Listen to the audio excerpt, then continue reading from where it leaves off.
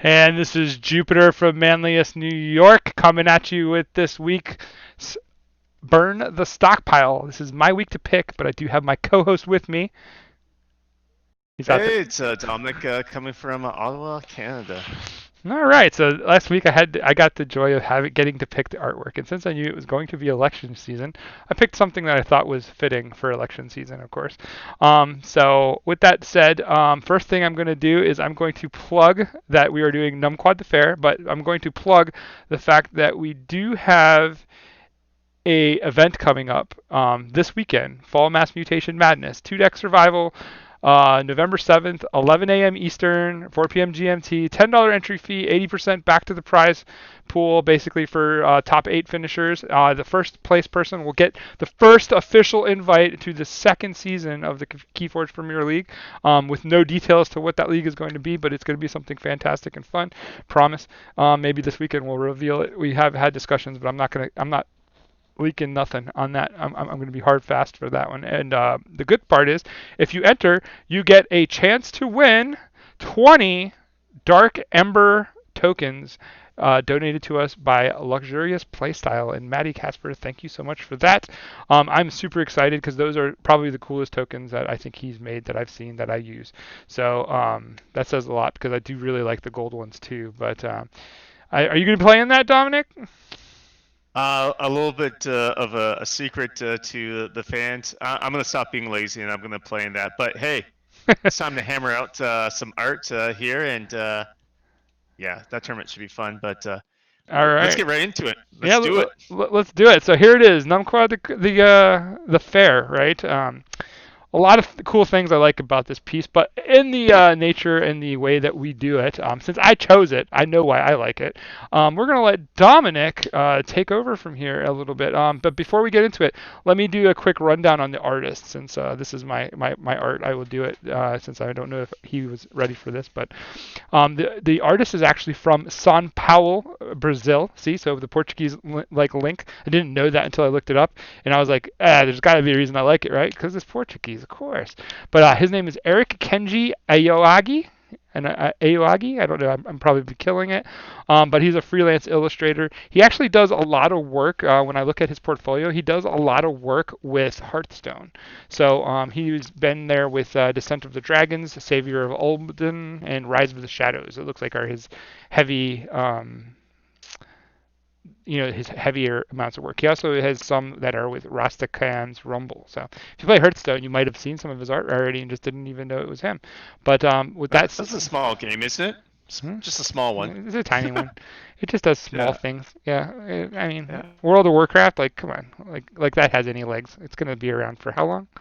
Nah. Yeah. Forever. Yeah, that's true. No. But anyway, so Numquad the fair. The reason I chose it, I'll give you the background of why I chose it, is because there's election season here in the United States. As you know, Trump and Biden are going head to head. It's actually going to be one of the closer elections, but it also had one of the largest turnouts of voters. So congratulations to us, I guess, for caring about democracy. But we'll see how that ends. We're not going to get into political affiliations or opinions about this because nah, politics. We're here to play games, and we're here to have fun with games and art. So thank you, Eric Kenji Aoyagi, for this wonderful piece, and I will let my co-host Dominic start the discussion on Numquad the Fair. I feel like I need a little anvil or a hammer to like just hit the side of my table to start it. But no, this art piece is fantastic. I absolutely loved this card. And for those who are unaware, this was been in the game since Coda, so that was the first set of Keyforge.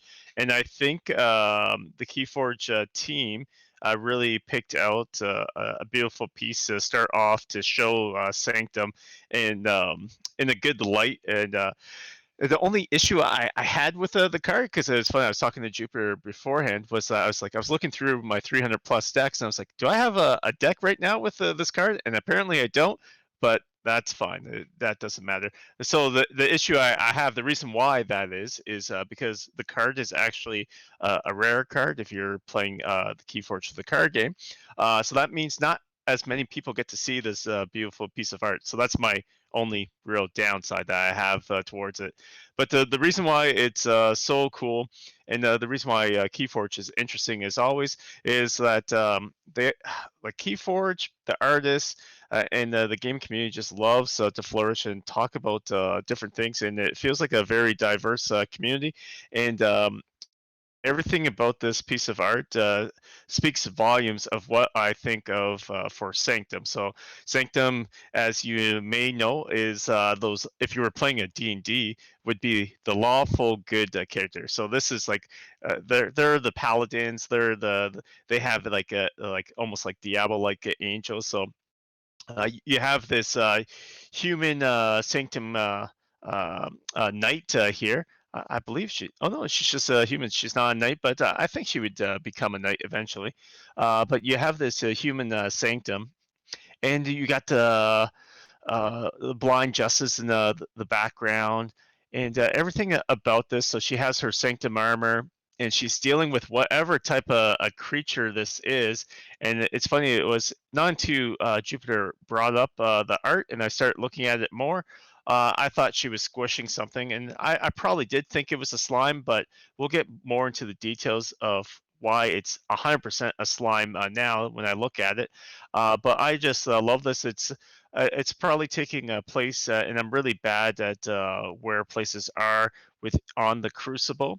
But this is taking place in like a big sanctum area. It's probably taking place in the capital of wherever the sanctum is, and she's dealing with just this vile creature. Like you can tell that she's just like, hey, you're not supposed to be here, and she's just getting rid of this low caste monster. And maybe that's why she's not a knight yet.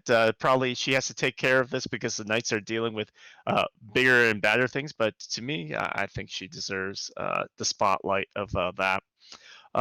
So just go a few things before I let Jupiter go on here. But I think for this piece of art, they 110% focus on the character. Uh, and I just love the play of name. To steal a little bit of Jupiter's thunder, because he normally talks about how he does the research.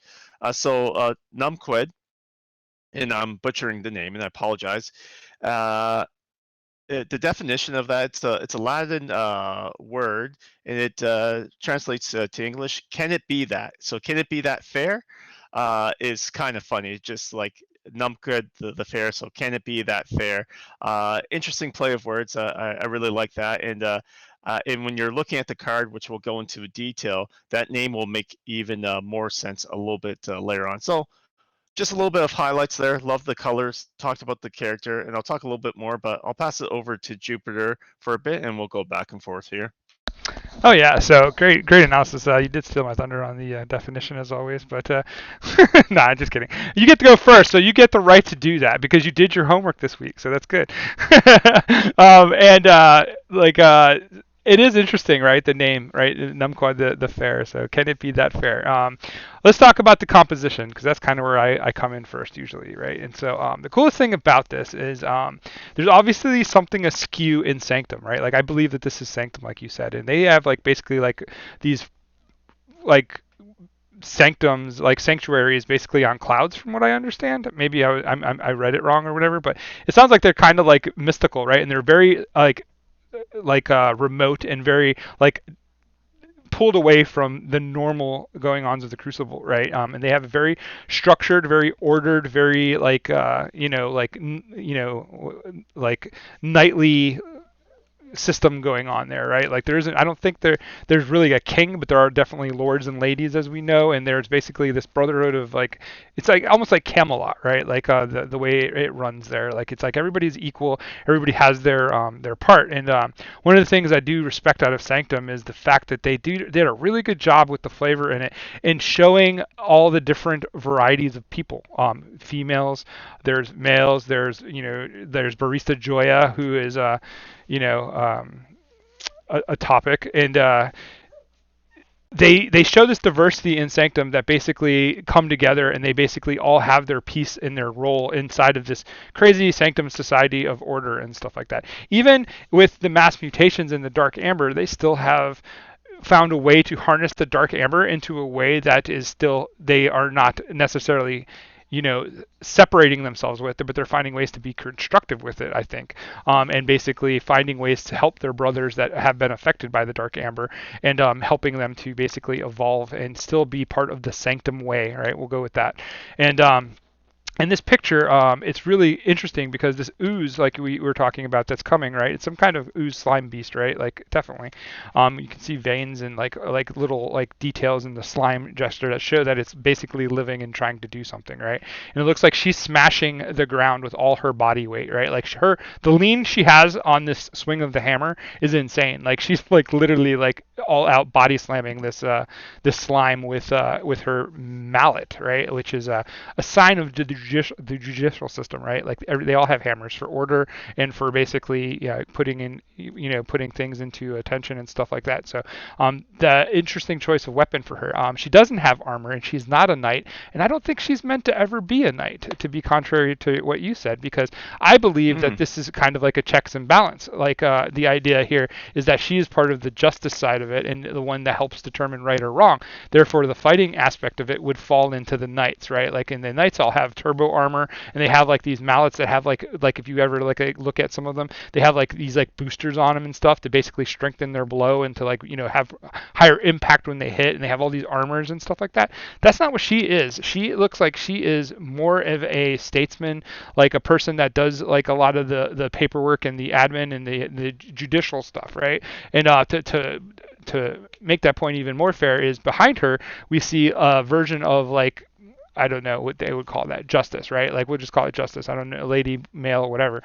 But it's justice, right? And it has the scale, and the scale is evenly balanced, right? And she's here at the base of this now, fighting this slime that is basically trying to corrupt the sanctum, right? We'll call it the sanctum. And so here she is, and she's doing her due diligence to basically protect the home front, while maybe the knights are out in the crucible fighting for their archons and looking for things. But she's doing it with a regular mallet, no armor, no turbo, nothing. So the level of sacrifice of this fight for her is probably very huge, right? She's fully into the idea of protecting the justice that is behind her with her, like, with her gavel. And she's out there fighting this beast with a lot less than what other Sanctum people would show up with, right?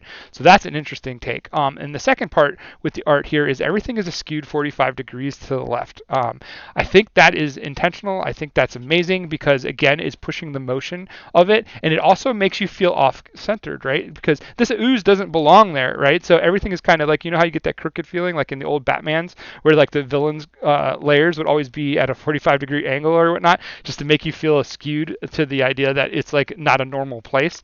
Well, with this ooze in Sanctum now, like maybe it's tipping the balance, right? Like so now we have this shift to the left to kind of prove that the slime doesn't belong there and that there's like a major issue with it being there as it's fighting and stuff.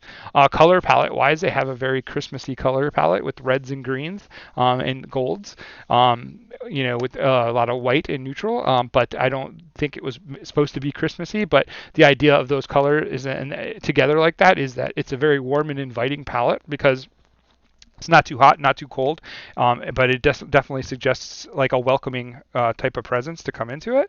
And I think that the way that they basically cropped this and they did all the flow of the design, like the perspective of it, like it's very pointed back towards that justice statue. Like everything is in line with that justice statue. And later on in the program here, we will talk more about the alternate artworks, as we always do from ArtStation, because there was 3 alternate artworks for this one as well. So we will definitely take a peek and talk a little bit about those in case Dominic's not ready for that, but I'm pretty sure he is. He always is on that one way before me.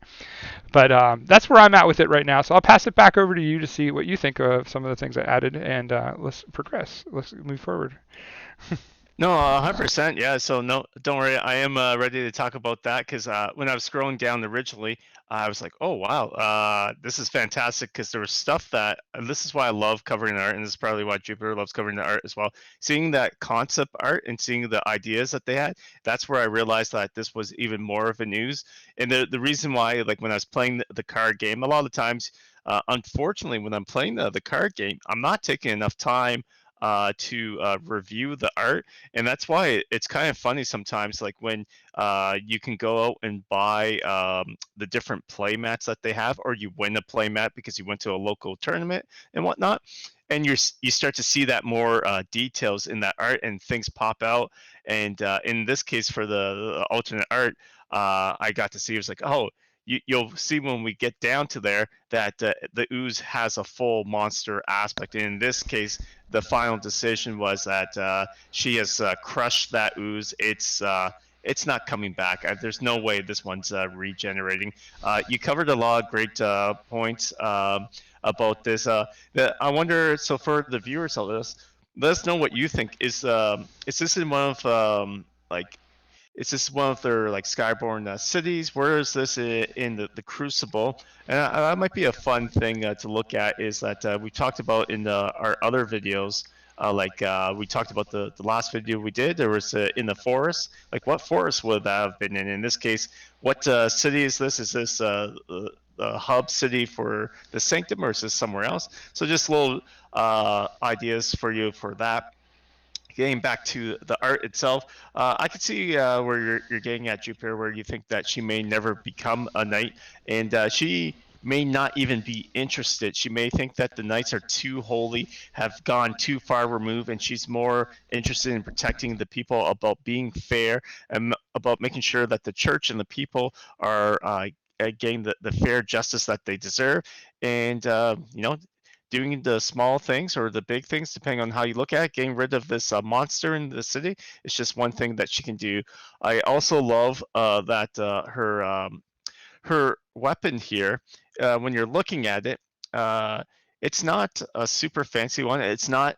It's clearly not imbued with amber, and when you look at her, there's no amber imbuement, which a lot of the characters and a lot of the heroes and villains within the Crucible tend to use amber. It's a sense of power where she doesn't need that. She only needs to be fair. She's going to fight one on one with this monster, and she's using a weapon that's probably been around for ages, and like you can see the war marks on it. It's dented up. It's not the newest weapon out there, but it gets the job done, and it gets to make sure that a fair job is done. Um, and one thing about this that's also interesting is that going through. I like where you're talking about the lean. Like she is using her full force here, and it's great that the artist was able to capture this. It's a very powerful image, like Jupiter was mentioning, and he didn't need to put any extra things in the background. Like I didn't even really focus on the lean initially. I just focused on like how, for lack of a better word, how messed up this creature wherever she was fighting, and that's why I wasn't sure that it was the news. I just didn't pay attention to that. I just said wherever she's hitting, she is just crushing it. She's like getting the job done, and it's that thing's not coming back, like I was saying. But I also love her face expression, so her facial expression in here. She is not, not she doesn't look dazzled. She doesn't look angry. She looks like she means to get down with business, and she looks like a very strong role model for the citizens of Sanctum to see and say, "Hey, like I want to join the Sanctum Guards. I want to. You know what? I don't need to be a knight. I want to be the role that she is because she's inspiring me, taking care of the people. Right? I could just imagine because Sanctum is always about trying to protect their city and trying to protect the innocent. You don't even need to see innocent bystanders in the background, but there's probably people that are going to be saved because of this. Yeah, she So she she that's. she probably sent Oh, them go back ahead. in. She probably sent them back in the house. I think like it said, "Get out of here. I got this." Right, and like she probably has that kind of authority here. I think. Also, an interesting fact too is that she's wearing white gloves. Right, a sign of like cleanliness and stuff. Like the idea that she's just like cleaning house here in the city, taking care of all the bad stuff. Right, and she's like again garnering this gavel. Right, like it's basically a ginormous gavel, and like she doesn't need amber. She doesn't need rocket propulsion. She doesn't need armor because she's so devout in her faith in the justice of the sanctum and the justice the the good works of Sanctum. I think that she's just zealot in a different kind of way. Like she's like basically all in. Like I'm a purist, and she's probably one of the more pure people in the Sanctum group as far as like her beliefs and how much she basically caters to the idea of not needing extra things other than truth and justice, right? 100%, and she's a character that I would love. Just a little bit of a nudge here that if anyone wants to do a short story or maybe more than one story about her, I would love to have more of a background in why she joined Sanctum and all of that. It would be interesting to see, which is a plug here to do a small plug. If you like uh, covering this material and you like gaining more stories, some of the stuff that I recommend is that there's the book Tales from the Crucible. It's a great little book. I still myself have to get through it, but there's lots of little short stories and the Genesis Secret of the Crucible.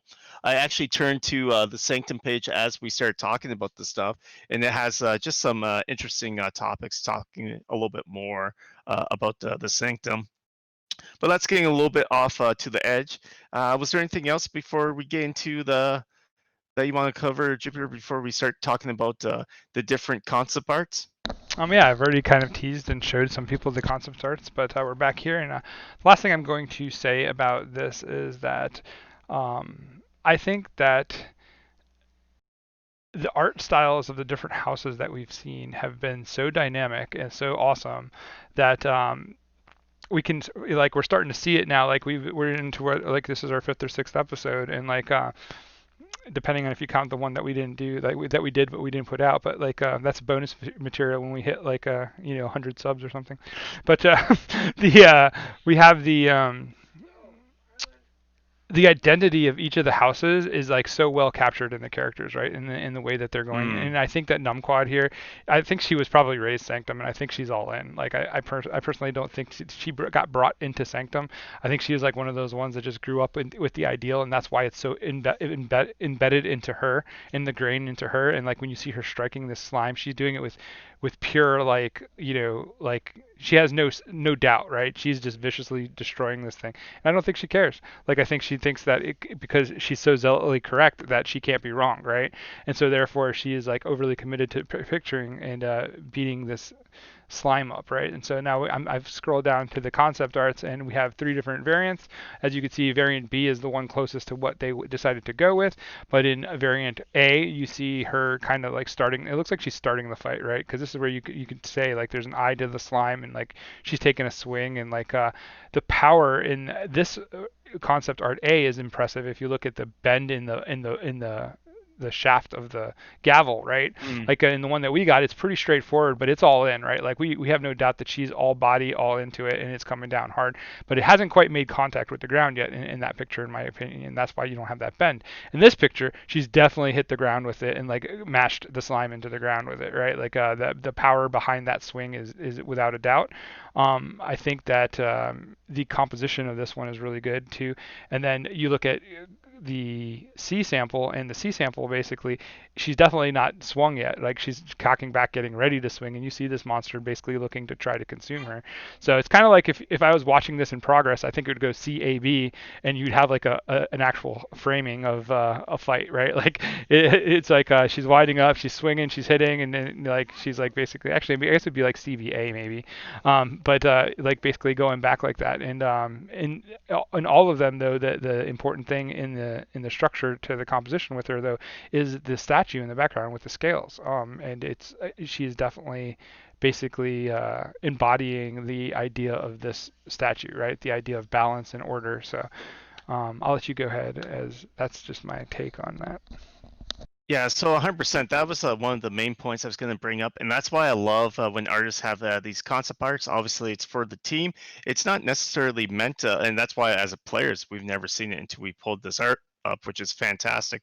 it's to show like what they're trying to embody. So some of the stuff I want to cover as well is that the blind justice in the background, her representing justice, being fair, with that being basically in her name.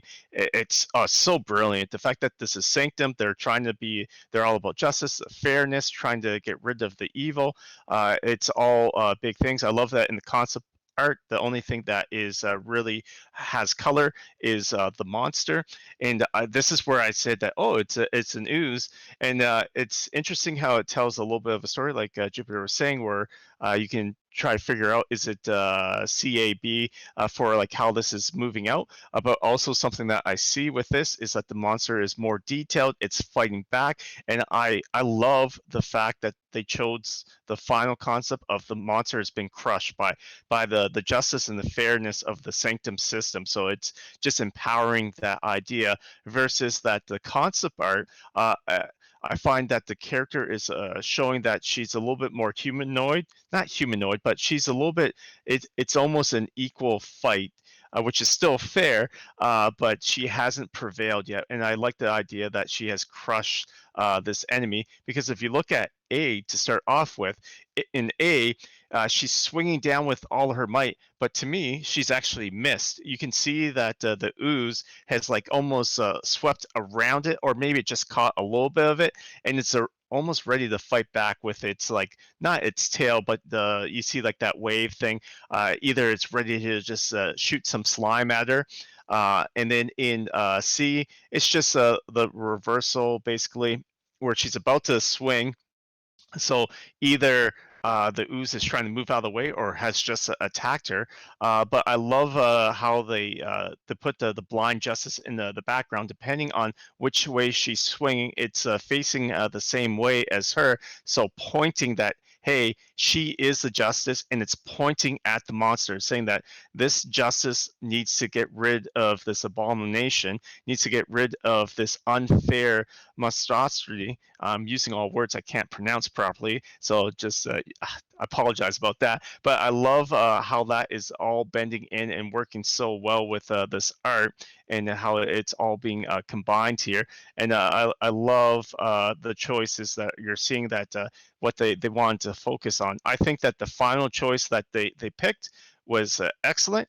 I also find interesting, though, in the concept art, is that the reason why I thought that she was a knight in the final one, or potentially is a squire, but ready to become a knight, is that she does have some armor, and she does show a little bit of this. Though in the concept art, she is. It looks like she could have been anyone on the street, just a citizen of Sanctum, because she doesn't have any armor whatsoever. She's just wearing her normal clothing, and she could have taken, this might be a weapon that she took off of someone else, or this might have been something that she took to protect her family. So she looks a little bit younger, I guess, per se, if that's a thing. Like, she almost looks a little bit more innocent, versus that she looks a little bit more mature and has seen a few fights in the final piece of art. So that's the first little bit that I see here. I don't know if there's any, if that connects with you at all, Jupiter. So my question for you though is, so to become a justice, let's say she's a justice, let's give her that role. She's a justice. Do you have to be a knight first? I don't think you have to be a knight. No, So do you think you have to go through the knights to become justice, or do you think that justice is its own thing, like it's kind of like its own class? I think that you don't necessarily need to, for the sanctum roles. It doesn't need to be uh, a knight to show justice. It's almost expected, I think, within sanctum. Like, if you have to be fair, you have to do this, and you don't need to get all of that in. And you see this with another sanctum card that's also done by the same artist, Duma the Martyr, Mm-hmm. where she's not a knight, she's not a squire, she's just a human. And Mm-hmm. there's actually a little bit of a short story for that character. Highly recommend the viewers read that. Um, but I think she delivers not justice per se, but she delivers a key character story arc talking about how Sanctum sees, how they view the world. So justice is just ingrained in them, kind of like how you've said at the beginning, where you think she's been raised by Sanctum, and that this is just part of her lifestyle, right? So. Yeah, absolutely. And I think that the art is pretty like just amazing, right? Like even the small details and the amount of details like are perfect because like in the foreground you see the buildings, they have more detail to the statue, and then once they meet the statue, everything behind it just fades away a little bit, right? Like the details that are engraved and thing, but because of all the high detail in the foreground, you just carry that mentally through the picture, right? Like you just, even though it's not there, like it mentally, until I told you, you probably are looking at this going, man, look at the ornate buildings in this, right? Like, and it basically does this little mind trick with you, where your mind fills in the details and the order in the construct. But yeah, so like that's like I guess all I really got on it, but we do need to go into our second favorite section of where we are going to read Numquad the Fair, and since I picked the card, I am going to look at the art on the card. It's pretty good capture. Interesting is like they kind of cut the statue off a little bit in the card version of it, right? Like in the collateral parts of the slime are definitely gone. So like in the card version of this, the artwork looks like she's much more crushing the slime, right? Because there's less other things that are in play here, right? So it looks like she's much more like making in that impact and stuff. So that's interesting. And the color palette is a little bit lighter, I think, on the card than it is in the actual original art. It looks like they lightened it up a little bit more, so that instead of having that nice dark bronze like darkness that's in the original art, the hammer looks more gold. It looks more like a richer a richer hammer. So that's kind of interesting. But the card itself is basically 3 power, no armor, because she's not wearing armor. She has shoulder like decorations, but that's not really. I wouldn't consider shoulder armor to be super armor, even though in the game it is pretty good, right? But basically, her play effect says that destroy an enemy creature. Repeat this card's effect if your opponent still controls more creatures than you. So, Dominic, do you think that this art, on a scale of 1 to 100, like we've been doing, how much do you think this art is embodied by that? And do how would you rate this? I'm gonna go right back to her name. So Numquid, the fair. What does that mean again? Can it be that fair? And so her name literally translates to say, "Can it be that fair?" And in this case, it's saying, "Hey, you destroyed an enemy creature, but there's still more. Can it be that fair that there's still more? Well, maybe you're gonna even the odds until you now both have the same amount of creatures." I love that the name alone. So not even the art yet. The name alone is adding that. So that is already adding a bonus to it. And then as far as this artwork goes, I'm gonna say I'm gonna give it out of a 10. I'm gonna give it a 9 out of 10. I think that it embodies the card quite a bit. And there's going to be one negative point that I'll have at the end. But the name, like I said, is the biggest aspect that I think that it's great. It works so well with this, and destroying an enemy creature like pulverizing this creature. So that is excellent there. So it's has that aspect. So I'd say that the art does the majority of it, but it's the name itself and seeing it with the art that is tying everything in together for me. Now, the one negative point that I have, and the reason why it doesn't get a full 10, is that I look at it and I don't get the full concept of it showing that fairness when it's only one ooze creature. Though the interesting choice about an ooze creature, if you're D&D fans, a lot of times, especially if you play like Gloomhaven or any of those games or D&D in general, oozes can multiply, which is an interesting aspect that I to think about. So like she's trying to get rid of this ooze before potentially maybe it's going to multiply and have more oozes around her than herself.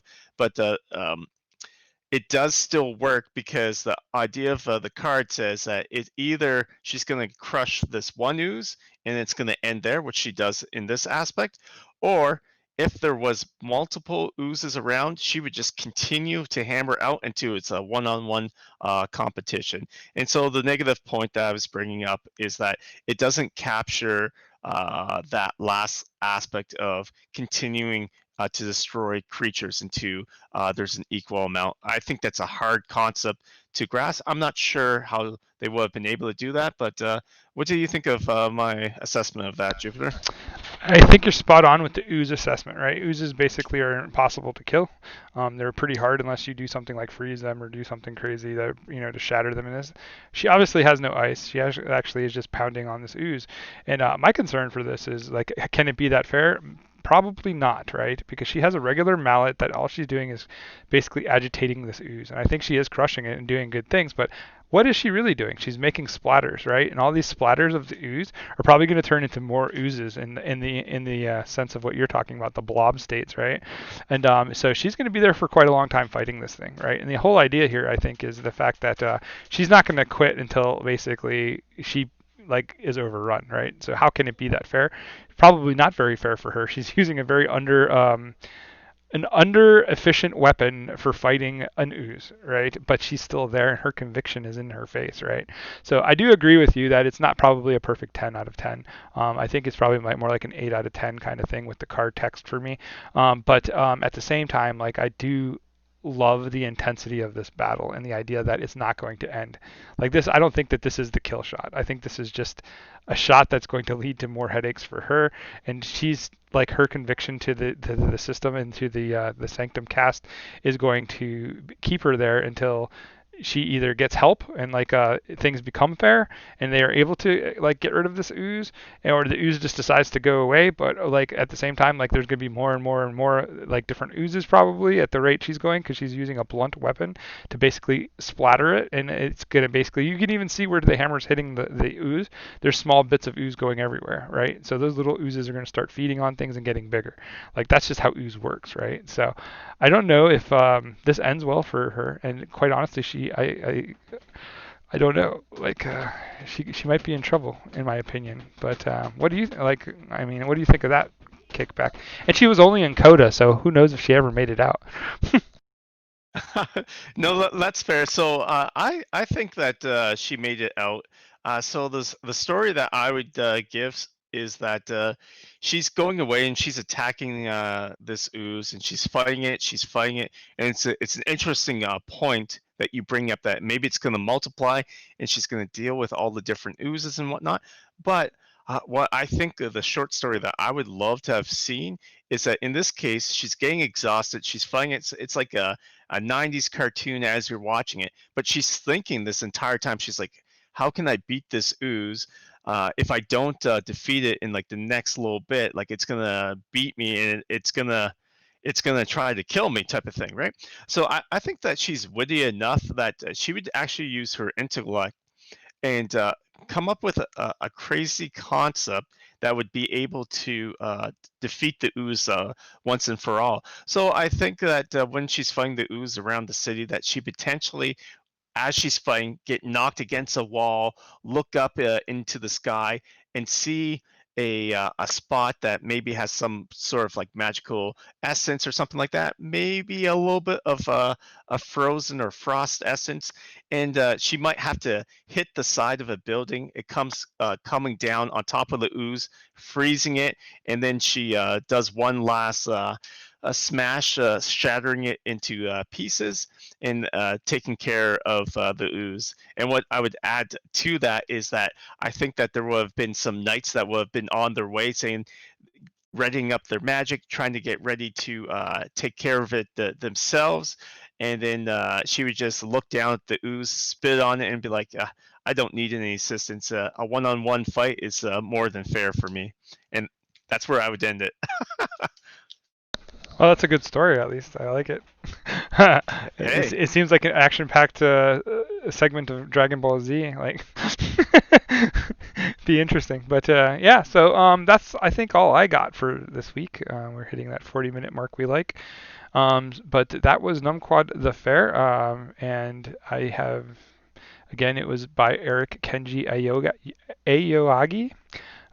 Let me do a courtesy scroll through his art like I did last week for Miss Natalie. Was it? Yeah, Natalie. Yeah, it was Natalie. Yeah, Yeah. and we covered Picaroon. It was a good card. Pick a rune. All Yeah. right. So here's Eric Kenji Ayogi's art. As you can see, a lot of Hearthstone, a lot of cool concept drawings from Hearthstone. He does have a Magic the Gathering Rex art in there as well, if you're a fan of Magic the Gathering. And he has a game called Pathfinder. I don't know that game, so if you know anything about it, he has a couple pieces of that too, and then a couple concept pieces again. So tell me what you think. I think his art is brilliant colors. Like he looks like he has a pretty wide range. I know Hearthstone has that comical kind of drawing style like for it, but he shows that with the Pathfinder art and stuff like that, he can get pretty real into darker fantasy type stuff too. Then you have this Numquad that's just brilliant, like very well done and constructed. And I'll tell And you, oh, sorry. oh, go ahead. I'm going to add this last part, and I'll tell you that the body, the way that her body is swinging that hammer, is a very hard perspective to draw correctly and make it feel aesthetically good. And he did a Mm, wonderful job of getting the perspective pretty much correct.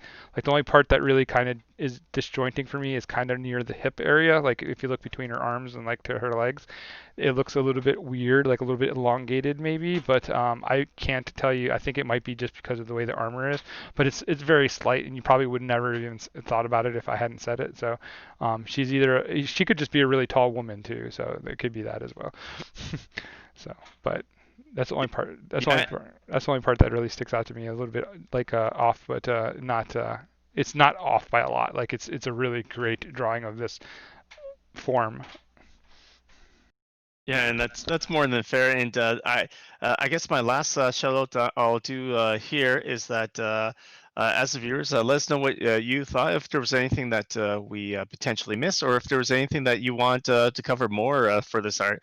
And Eric, if you enjoyed us talking about, we would love to potentially have you on the show later time. And what people may not know, or some of the bigger fans may realize, is that Eric has actually done some of people's favorite Sanctum cards. It's a little, just four guys on horses, or not all of them actually horses. One's a frog, one's a spider-looking creature, and one's just a badass motorcycle. He's done the four horsemen, and I would love to have Eric on the show to talk about those four cards for sure. Yes, more yes. Yeah, yeah, 100%, right?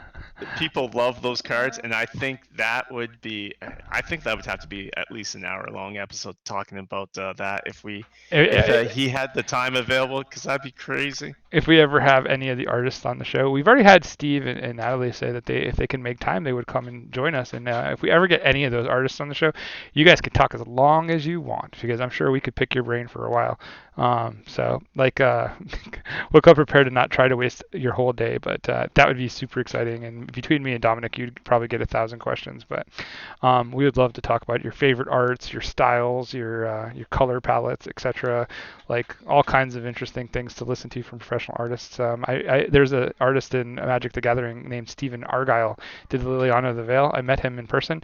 Most outstanding person to talk to. In like I've never like and I've met RK Post and a couple of other like big artists from their group, and the artists are always the most interesting people to talk to. And then when you learn a little bit about them, like you tend to fall even more in love with their work because you understand it better because of their personality and stuff. So, yeah, please do come to our show. I would love to have all of you. Yeah, 100% we would. But All that's right, I think that. no, go ahead. Oh, go ahead. That's all I think I got. So I'm going to close myself out. This is Jupiter from Manlius, New York. Dominic, any parting words, and I will close after you're done. No, just we love doing the show. It's hard times right now for everyone. If there's any art that you would like to see covered, any artists that you would like to see on, or if you'd like to come on and talk with us, we're always more than willing to have whoever wants to talk about art. And yeah, it's something that we've been passionate and been really enjoying doing. So that's all for now. But we got a few little more nuggets for you coming down the road. Yeah, maybe Dominic will give me the next week's art segment before like 2 hours before we put it out, but we'll see.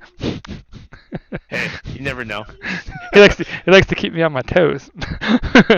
But anyway, this is Jupiter from Manlius, New York, and I have Dominic with me, and we say thank you. And remember that art is important. You don't always have to burn the stockpile, but when you do, do it with us. Ooh, nice.